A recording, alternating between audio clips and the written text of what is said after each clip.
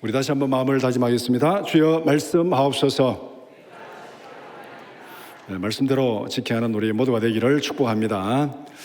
오늘 설교의 제목은 성령의 인도하심을 받으라. 오늘 설교뿐만 아니라 우리 믿음으로 살아가는 사람들의 대원칙이 이것입니다. 성령의 인도하심을 받으라. 농부의 마음과 손길이 바빠지는 3월입니다. 우리의 인생을 종종 농사에 비유하기도 합니다. 옛날 어른들이 이런 말 하는 것을 제가 많이 들었습니다. 어우, 그 사람 자식 농사 잘 지었네, 이런 말을 많이 들었습니다. 요사이는 뭐 그런 말 들을 일이 거의 없습니다. 인생을 농사에 비유하는 그런 비유입니다. 농사에서 가장 중요한 것은 계절과 날씨를 잘 살피는 것입니다. 계절의 역행에서 농사를 지을 수가 없습니다. 농부가 봄에 할 일이 있고, 여름에 할 일이 있고, 가을에 할 일이 있고, 겨울에 준비할 일이 있습니다. 그걸 역행해 가면서까지 농사를 지을 수가 없습니다. 날씨를 무시하고 비료를 주거나 농약을 칠 수는 없습니다. 가수원에 농약을 치려고 그러면 그날 일기예보를 잘 봐야 됩니다. 비가 많이 온다고 예보되어 있는데 그날 아침에 가수원에 농사 치는 그런 농약 치는 그런 바보는 없습니다. 날씨를 잘 살펴서 농약을 치고 비료를 줘야 됩니다.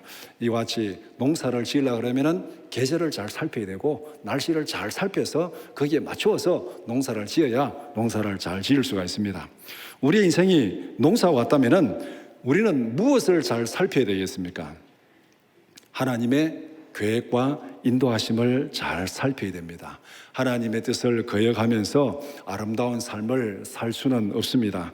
우리 인생의 최고의 목적, 최고의 완성은 하나님과 함께 영원히 기뻐하고 영원히 즐거워하는 것입니다. 우리 인생의 마지막 완성, 최고의 목적, 지금 이 순간도 앞으로도 영원히 우리가 바라는 것은 하나님과 함께 영원히 기뻐하고 영원히 즐거워하는 것. 그런 삶을 살기 위해서는 하나님의 뜻을 잘 파악하고 분별해야 됩니다. 하나님의 뜻을 거역하면서 기뻐하고 즐거운 삶을 살 수는 없습니다. 일순간은 그럴 수 있습니다. 짧게 1년, 2년 짧게는 우리가 하나님 앞에 거역하며 불순종하면서도 기쁘고 즐거운 삶을 살 수 있는데, 그러나 영원히 길게 생각하면 그것은 불가능한 것입니다. 우리가 하나님과 함께 영원히 기뻐하고 영원히 즐거워하는 삶을 살기 위해서는 하나님의 뜻을 잘 살펴야 되고 그 뜻을 잘 분별하고 그 뜻에 맞추어 살아갈 때 가능합니다. 오늘 사도행전 16장 1절에서 10절을 함께 읽었습니다. 오늘 본문은 하나님의 인도하심이 어떻게 나타나는지 그것을 잘 보여주는 말씀입니다. 오늘은 이 선교 현장에서 나타나는 하나의 예를 들어서 우리에게 보여주고 있습니다. 우리의 삶의 인생에는 이와 다른 여러 가지 상황에서 하나님의 인도하심을 구하고 뜻을 따라야 될 때가 굉장히 많습니다.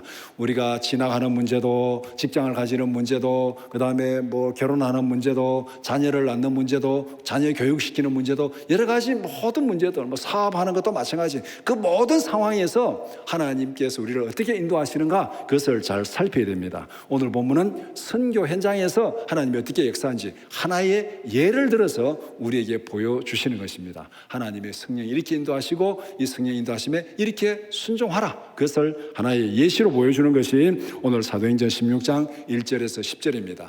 이 말씀을 두 부분으로 나눠서 함께 살펴보고자 합니다. 첫 번째는 동역자를 세움 1절에서 5절입니다. 두 번째는 마게도냐인의 환상을 봄 6절에서 10절 말씀입니다. 먼저 1절에서 5절은 선교의 동역자를 세우는 장면을 말씀합니다. 첫 번째, 바울이 만난 디모데는 어떤 사람인지를 소개하고 있습니다. 성경에 보면은 이 바울의 사역에 있어서 디모데는 굉장히 중요한 인물입니다. 바울의 전체 사역에서 이 중요한 인물 두 명이 있는데 둘 다 D자 돌림입니다. 디모데와 디도입니다. 이 두 사람이 굉장히 중요한 인물인데 그 보면 성경에 보면은 디모데 전후서도 있고 디도서도 있고 성경에 이름이 있을 정도로 이 바울의 사역에서 중요한 사람이 디모데와 디도입니다. 근데 이 디모데가 어떤 사람인가? 오늘 본문에 보면은 루스라에서 출생하고 성장했습니다. 어머니는 유대인이고 아버지는 헬라인입니다. 이고니온과 루스드라에 있는 성도들에게 굉장히 칭찬을 듣는 사람입니다. 그러면은 선교의 동역자로 전혀 손색이 없는, 바울이 이방 선교를 할 때 진짜 필요한 사람이죠. 어머니는 유대인이고 아버지는 헬라인이고, 이 유대인과 이방인을 잘 연결해 가지고 양쪽을 다 연결할 수 있는 그런, 어떻게 보면 이 타고난 그 배경을 가지고 있고, 그다음에 또 예수를 믿고, 그다음 또 주위에 있는 이고니온과 루스드라 사람들에게 굉장히 칭찬을 듣는 그런 사람이니까, 이 사람은 바울의 선교에 딱 적임자로 아주 모든 조건을 갖춘 사람입니다. 이 사람이 디모데였다, 그렇게 말합니다. 그런데 성경에 보면은 디모데를 소개할 때 빠지지 않는 또 하나 중요한 것이 있습니다. 그것이 뭐냐면은 디모데후서 1장 4절 5절 우리 같이 보겠습니다. 내 눈물을 생각하여 너보기를 원함은 내 기쁨이 가득하게 하려니 이는 내 속에 거짓이 없는 믿음이 있음을 생각함이라. 이 믿음은 먼저 내 외조모 로이스와 내 어머니 유니게 속에 있더니 내 속에도 있는 줄을 확신하노라.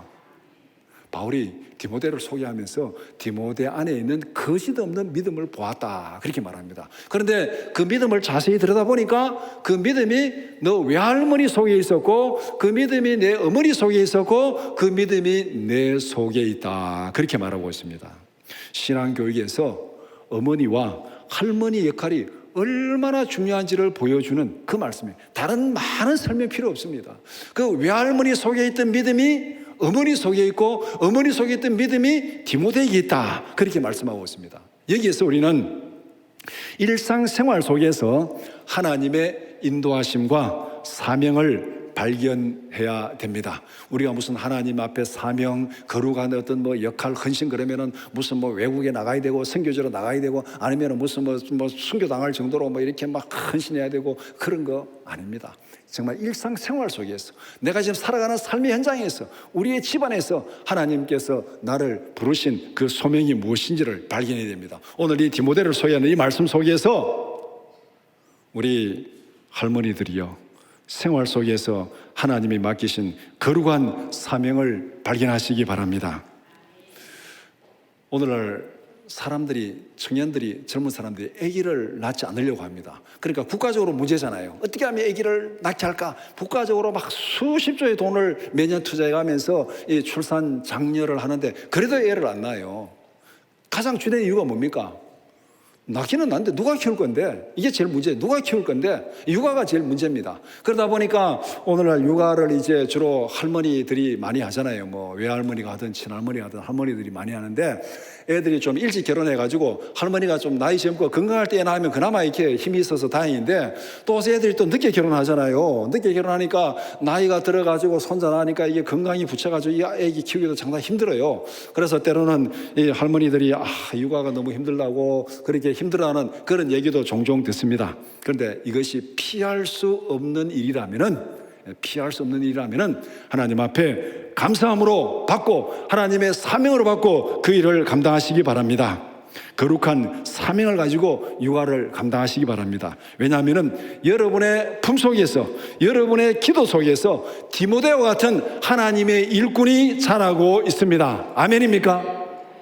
이 사명을 가지고, 내가 정말 아기 보는 게 힘들고 육체적으로 여러 가지 힘들지만, 그러나 이것이 피할 수 없는 상황이라면, 애 낳았는데 안 봐줄 수도 없고 어쩔 수 없다는 원망하고 불평하지 말고, 이게 하나님의 부르심인 줄 알고 하나님이 내게 맡기신 사명인 줄 알고 그냥 마지못해서 보지 말고, 오늘 이 디모데처럼 외할머니든 친할머니든 그 할머니 마음속에 있는 그 믿음이 어머니를 통해서 그 손자, 손녀들에게 전달되는 이 사명을 가지고 육아를 감당하시기 바랍니다. 그러면은 이 육아가, 이것이 무슨 선교지 가서 복음 전하는 것보다 더 큰 위대한 일을 할 수 있습니다. 내가 키운 그 아이가, 내가 키운 믿음으로 키운 그 손자가 앞으로 하나님 앞에서 어떤 일을 감당할지, 그것은 하나님만 아시는 거예요. 이 사명을 가지고, 이 소명을 가지고 하나님 앞에서 생활 속에서 하나님이 인도하시는 그 가운데 하나님의 사명과 하나님의 그 헌신을 발견하시기 바랍니다. 이것이 오늘 이 디모데를 통해서 하나님이 우리에게 보여주는 사건입니다. 두 번째는 바울이 디모데를 동역자로 세웁니다. 디모데를 동역자로 세우면서 한 가지 특이한 일을 합니다. 디모데에게 할례를 행했습니다. 그런데 성경을 쭉 읽어보면 오늘 이 성경 16장이잖아요. 15장에 보면은 예루살렘 총회가 거기에서 이제 열립니다. 예루살렘 총회 제일 큰 이슈가 뭐냐면은 할례 문제입니다. 이방인들에게 할례를 행해야 되냐 말아야 되냐. 한편에서는 예수를 믿어도 이방인들이 할례를 받아야 구원받는다. 한편에서는 이방인들에게 할례 행할 필요 없다. 할례 없이 예수 믿으면 구원받는다. 이것이 심각한 문제가 돼가지고 예루살렘 총회가 모였습니다. 거기에서 아주 막 갑론을박 난상 토론이 벌어졌습니다. 그리고 토론의 결론으로 만장일치로 결정을 하는데 이방인들에게 할례를 강요해서는 안 된다. 믿음으로 구원받는다. 할례 받지 않아도 예수 믿으면 구원받는다. 이것이 15장에서 결론을 내린 예루살렘 총회 결론입니다. 그런데 16장에 와서 왜 바울은 디모데에게 할례를 행합니까? 여기에 질문이 생기지 않을 수가 없습니다. 디모데는 민족적으로 종교적으로 좀 애매한 배경을 가지고 있는 사람입니다. 앞에서 말한 대로 유대인 어머니, 헬라인 아버지입니다. 혈통으로는 유대인으로 간주합니다. 유대인들은 어머니가 유대인이면 그 사람 아버지의 그 혈통에 관계없이 유대인으로 다 간주를 합니다. 그러니까 분명히 디모데는 유대인입니다. 그런데 이 유대인이 루스트라에서 태어나고 거기에서 성장했습니다. 예루살렘도 아니고 갈릴리도 아니고 유대 땅이 아니에요. 그래 이방 땅에서 태어나고 거기서 성장했고 아버지는 헬라인입니다. 그러다 보니까 우리가 충분히 짐작할 수 있잖아요. 유대인이지만은 생활 환경이 탄생한 곳이 이방 땅이니까 거기서 살아가면서 할례를 받지 못한 거예요. 우리가 간혹 그럴 수 있잖아요. 이제 애들 태어났는데 뭐 유아세례 받은 애들도 있고 또 유아세례 부모가 예수를 믿지만 유아세례 이런저런 환경 때문에 뭐 이사를 자주 다니거나 또 이러다 보면 유아세례 못 받은 애들도 있잖아요. 그렇게 생각하면 되는 거예요. 그래서 디모데는 유대인이지만은 이방에서 태어나고 성장 환경 여러 가지 이런저런 환경으로 인해서 할례를 받지 못했습니다. 이것이 현재 지금 디모데입니다. 그러면은 유대인으로서 할례를 받지 못했다면 율법에 충실하지 않은 것이 됩니다. 바울이 자기를 자랑하면서 나는 유대인 중에 유대인이요 난지 8일 만에 할례를 받고 있다 얘기했잖아요. 그런데 유대인으로서 할례를 받지 못했다면 이것은 율법에 충실히 하지 않은 것이 됩니다. 그리고 보면은 이 디모데는 복음을 전하면서 유대인들에게 비난과 공격의 빌미를 늘 제공하게 됩니다. 바울이 디모데를 데리고 여러 지역을 다니면서 복음을 전하면 바울의 선교의 제일 첫 번째가 뭡니까? 유대인의 회당에 가서 복음 전하잖아요. 그러면은 이 디모데가 유대인인데 할례를 행하지 않았어요. 율법에 충실하지 않고 계속 그러니까 유대인들이 안 그래도 지금 이 복음을 공격하는데 디모데를 인해 가지고 계속 공격하고 비난하고 이런 빌미가 주어지기 때문에 전해지는 복음보다는 다른 데 부수적으로 너무 소모전이 많이 벌어질 수 있다는 겁니다. 그래서 바울은 디모데를 데려다가 할례를 행했습니다. 바울이 디모데에게 할례를 행한 것은 구원의 문제가 아닙니다. 할례를 받아야 구원받기 때문에 할례를 행한 것이 아닙니다. 유대인으로서 복음 전파에 장애가 될 수 있는 장애물을 제거한 거예요. 구원에 관계없지만은 디모데가 할례 받지 않고 복음을 전하면 계속 그게 자기의 족쇄로 다가와가지고 너는 할례도 받지 않은 유대인으로서 계속 비난받기 때문에 오히려 복음 전하는 본질에 관계없이 엉뚱한 일로 인해 가지고 문제가 생기기 때문에 바울은 디모데에게 할례를 행했습니다. 그런데 이게 왜 구원의 문제가 아니고 그냥 선교의 장애물을 제거한 거냐면은 바울은 이방인 디도에게는 끝까지 할례를 요구하지 않았습니다. 바울에게 중요한 선교 동역자가 디모데와 디도라 그랬죠.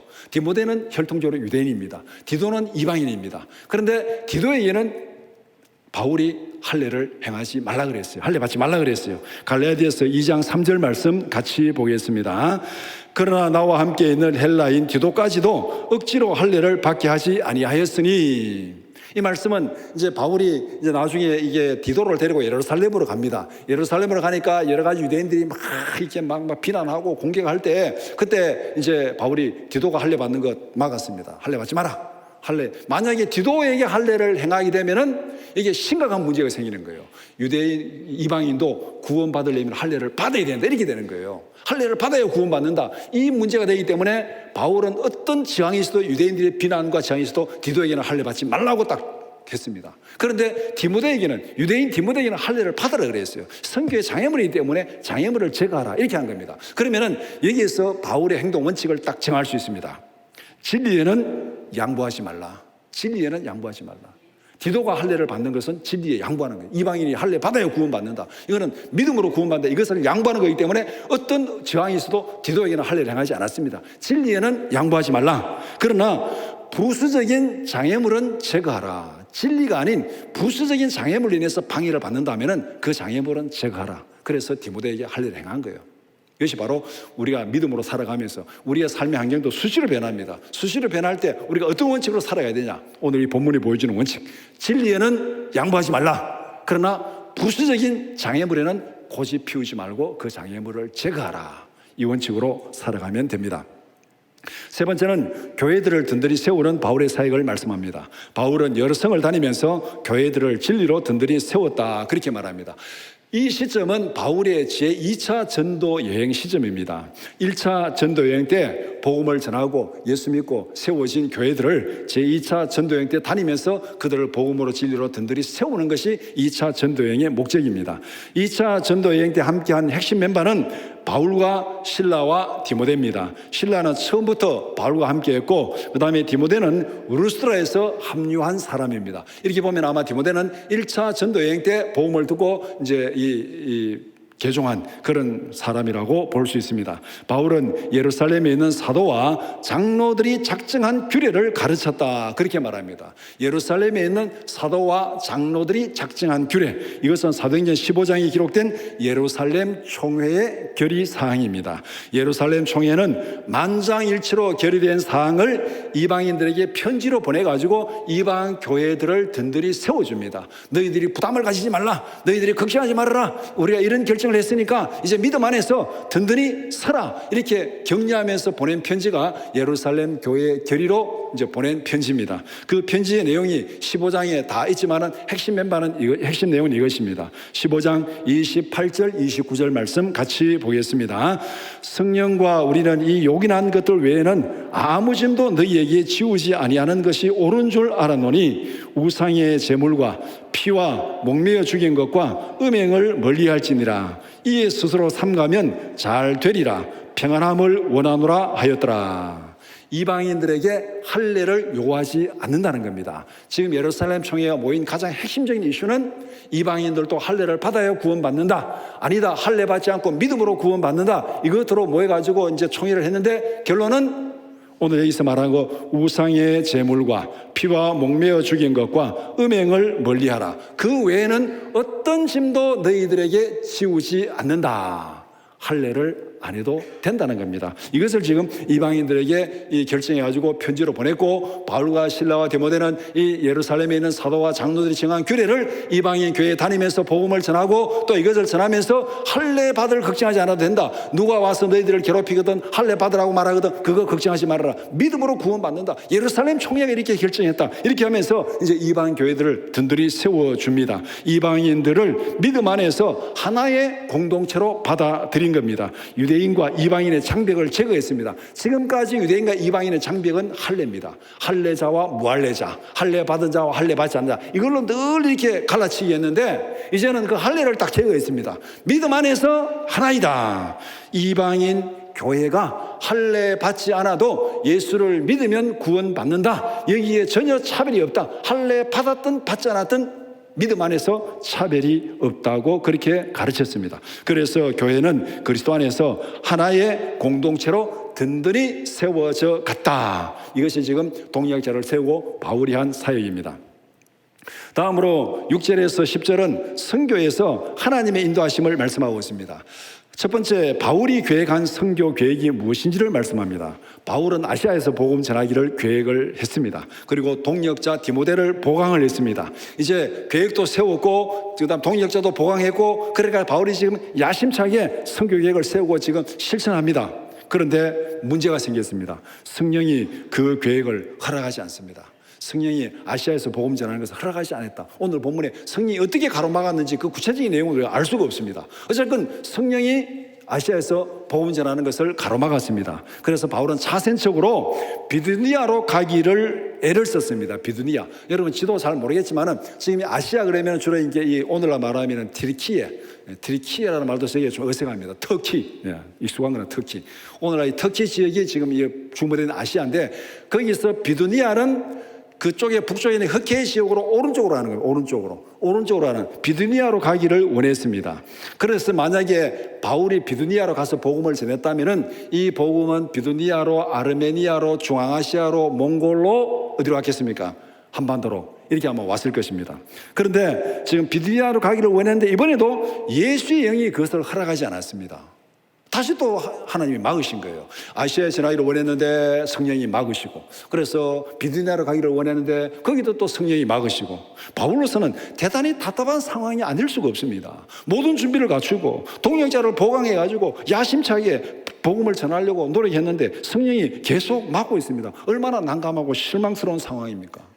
우리도 이런 상황을 생활하면서 수시로 경험하잖아요. 나름대로 기도하고 준비하고 어떤 일을 시작했는데 그 장애물이 나타나고 뭔가 안 되고 일이 막히고 실패하고 이런 일들이 우리에게 충분히 있을 수 있습니다. 이때 여러분들이 기쁘고 즐겁습니까? 왜 이럴까? 답답하잖아요. 하나님 어떻게 된 것입니까? 좀 실망스럽고 좌절하게 되고 뭔가 주저앉게 되는 그런 상황. 지금 바울이 그런 상황이에요.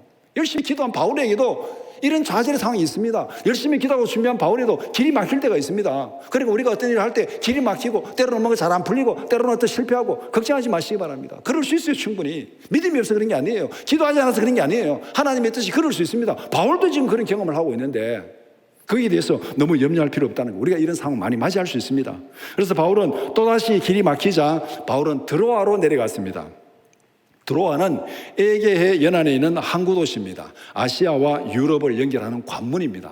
아시아와 유럽을 연결하는 관문. 그러니까 이 아시아를 중심으로 바울은 오른쪽으로 가기를 원했는데 그 길이 막혀가지고 지금 드로아로 내려와가지고 아시아와 유럽 중간 해변 도시, 항구 도시에 와서 바울이 지금 거기에 있습니다. 거기에서 바울이 뭘 했겠냐? 좀 가려고 그러면 길이 막히니까 아마 거기에 머무르는 것 같아요. 머물러서 9절과 연결해서 보면은 거기에서 하나님의 인도하심을 기다리면서 기도하고 있었다. 이렇게 결론을 내릴 수 있습니다. 이렇게도 막히고 저렇게도 막히고, 그러니까 지금 항구 도시에 와가지고 하나님 어떻게 해야 되겠습니까? 어디로 가야 되겠습니까? 하나님 원하시는 것이 무엇입니까? 도대체 무엇을 하기를 원하십니까? 그 문제를 놓고 바울이 지금 드로아에서 열심히 기도하고 있는 상황입니다. 계속해서 길이 막힐 때는 어떻게 해야 되겠습니까? 바울도 길이 막혔고 우리도 살아가면서 그런 길이 막힐 때가 있어요. 어떻게 되겠습니까? 그때 우리가 할 수 있는 것은 기도하면서 하나님의 뜻을 묻고 기다리는 것이 가장 지혜로운 방법입니다. 길이 막힐 때 이것저것 막 하고 막 절망하고 막 포기하고 막 그렇게 하지 말고, 길이 막히면은 하나님의 뜻이 무엇입니까? 하나님이 무엇을 하기를 원하십니까? 그 문제를 가지고 하나님 앞에 매달려서 기도하면은 하나님이 길을 보여주시고 인도하실 줄 믿습니다. 지금 바울이 드로아에서 그렇게 지금 기도하고 있다. 본문의 전체 상황으로 보면 그렇게 결론을 내릴 수가 있습니다. 두 번째는 바울을 통해서 이루시고자 하는 하나님의 계획을 말씀하고 있습니다. 드로아에서 바울은 밤에 환상을 보게 됩니다. 어떤 상황에서 환상을 보았겠습니까? 성경에 환상을 보는 경우는 두 가지 경우예요. 자다가 환상을 보든지 아니면 기도하다 환상을 보든지. 그런데 자다가 환상을 보는 경우에는 앞에 뭔가 또 수지가 꼭 붙어요. 밤에 현몽하여 이르되, 밤에 꿈으로 사자가 나타나서 뭐 이렇게 꿈으로 보여주는, 꿈으로. 근데 여기서 꿈이라는 말이 전혀 없어요. 그냥 밤에 환상을 보았습니다. 그러면은 여기서 우리가 바울이 기도하다가, 밤에 기도하다가 앞에서 말한 대로 드로아에 와가지고 하나님의 뜻을 구하면서 아마 밤낮으로 하나님 앞에 기도했겠죠. 지금 이 다 준비해가지고 갔는데 길이 막혔잖아요. 얼마나 난감합니까? 얼마나 실망스럽습니까? 그러니까 하나님 어떻게 해야 되겠습니까? 밤낮으로 아마 하나님 앞에 기도했을 것 같습니다. 그래서 바울이 밤에 환상을 보았습니다. 길이 막히자 그렇게 기도하면서 구했는데 기도 중에 하나님께서 환상을 보여주셨습니다. 9절에 있는 말씀. 밤에 환상이 바울에게 보이니 마게도냐 사람 하나가 서서 그에게 청하여 이르되 마게도냐로 건너와서 우리를 도우라 하거늘. 마게도냐로 건너와서 우리를 도우라. 이 환상을 보았습니다. 이 환상을 보고 바울과 동역자들은 이것을 하나님의 부르심으로 인정했습니다.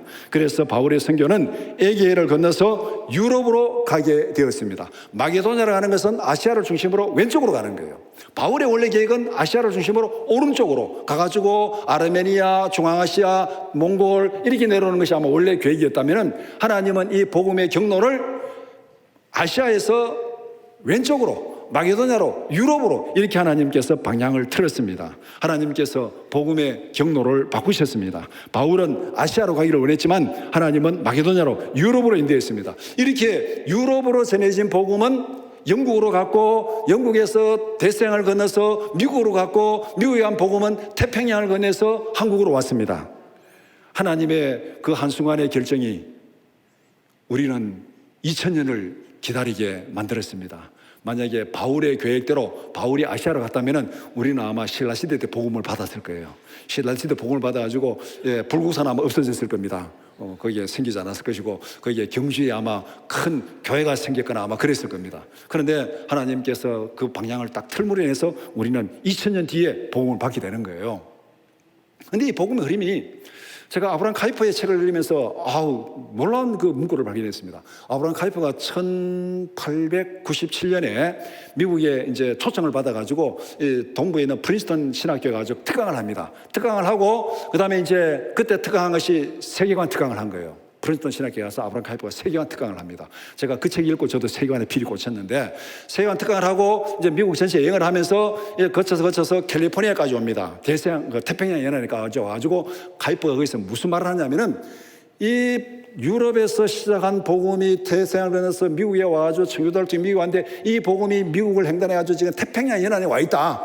이 복음의 물줄기가 태평양 연안에 와 있는데 여기에서 지금 복음의 이 저력이 막 쌓여가지고 어디를 갈지 모르고 지금 이 복음이 방황하고 있다. 태평양 연안에 쌓여있는 복음이 어디로 흘러갈까? 그렇게 1897년에 아브라함 카이퍼가 태평양 연안에서 그렇게 고백을 합니다. 독백을 해요, 그렇게.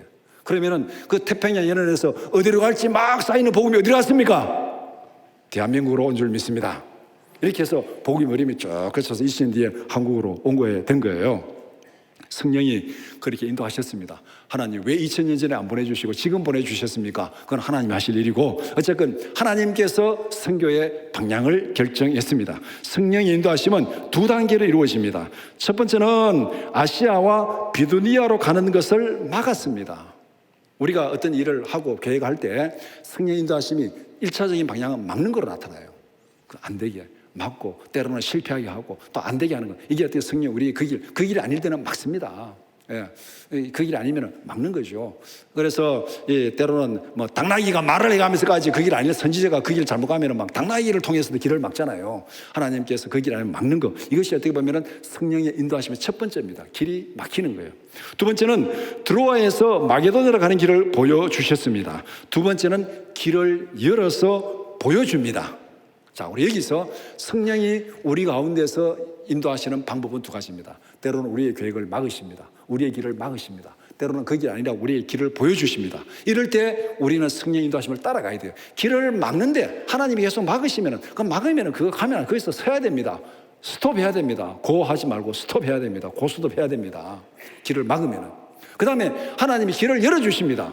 열어주시면 그 길을 가야 되는 것이요. 고 해야 됩니다. 그런데 우리는 간혹 길을 열어주시는데 우리는 그걸 순종하지 않을 때가 있습니다. 아이고, 하나님, 그 길은 아닙니다. 그건 너무 힘들고 너무 어렵고 내가 할 수 없습니다. 하나님, 그 길은 아닙니다.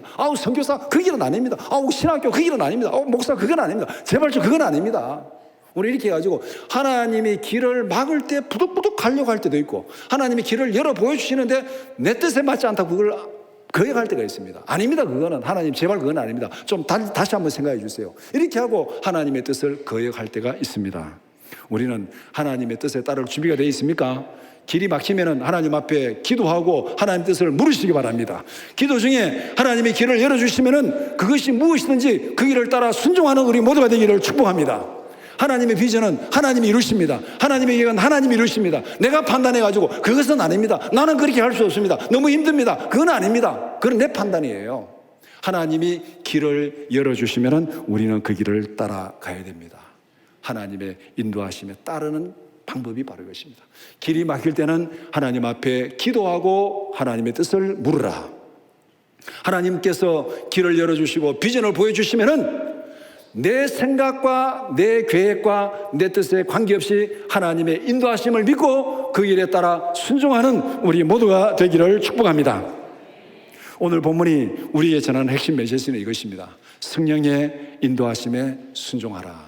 성령의 인도하심에 순종하라. 성령의 인도하심에 순종하기 위해서는 우리에게 두 가지가 필요합니다. 두 가지가.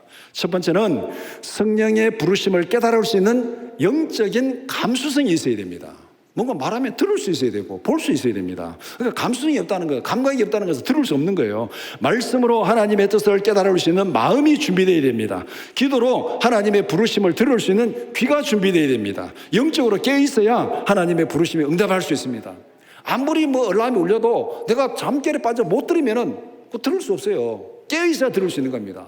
간혹 아파트에 사면서 그런 경험하잖아요. 2층에 있는 사람이 무슨 진동해가지고 어디 휴대폰을 내한테 진동 드르르 울리면 천장이 드르르 울리가지고 밑에 있는 사람이 잠 깰 때가 있잖아요.